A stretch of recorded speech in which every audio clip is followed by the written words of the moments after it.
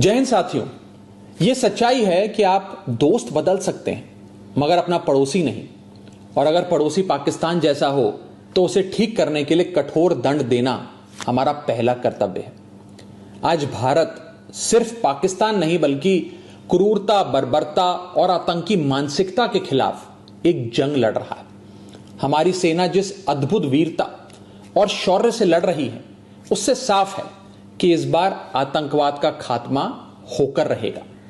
बस हम सबको अपने अपने ईश्वर, अपने अपने भगवान से सैनिकों की सलामती की दुआ करनी है, प्रार्थना करनी है और उनके परिवारों के साथ खड़े होकर उनका साहस और मनोबल बढ़ाना है। जिन परिवारों से निकलकर कर्नल सोफिया कुरैशी और विंग कमांडर व्योमिका सिंह जैसी बेटियां तिरंगे की शान संभाल रही हैं, जिन परिवारों के बेटे सरहद पर दुश्मन का मुकाबला कर रहे हैं, उन परिवारों के साथ चट्टान की तरह खड़ा होना है।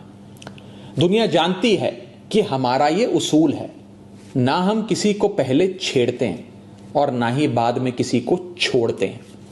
22 अप्रैल को पहलगाम में पाकिस्तानी आतंकियों ने जिस कायरता और क्रूरता से हमारे निहत्थे लोगों की हत्या की थी, वो मानवता के इतिहास पर एक कलंक की तरह है।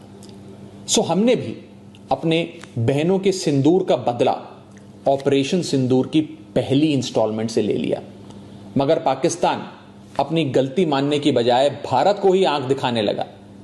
उसने अपनी गलती स्वीकारने की जगह सीमा पर हमारे बेकसूर नागरिकों को और बच्चों को निशाना बनाने का आपराधिक प्रयास किया।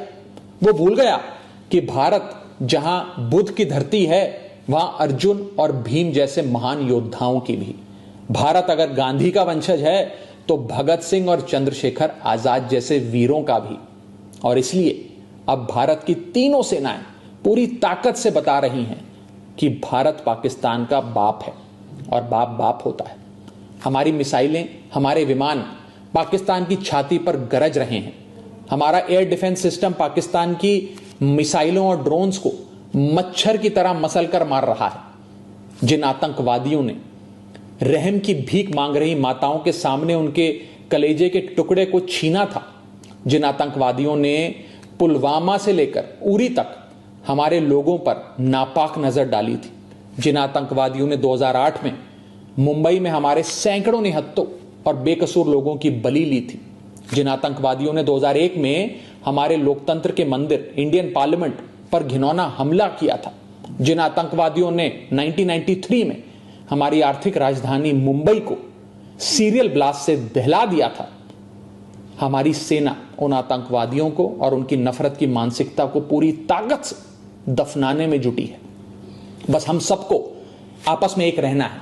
मुसीबत में देश की कमजोरी नहीं बल्कि ताकत बनना है। हम किसी भी धर्म, किसी भी जाति या किसी भी राजनीतिक दल से जुड़े हैं, किसी भी नेता को फॉलो करते हैं, इससे ज्यादा महत्वपूर्ण बात यह है कि हम सब हिंदुस्तानी हैं।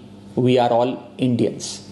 अगर कोई हमारे देश और मातृभूमि की तरफ आंख उठाएगा उसका जवाब हम सब मिलकर देंगे।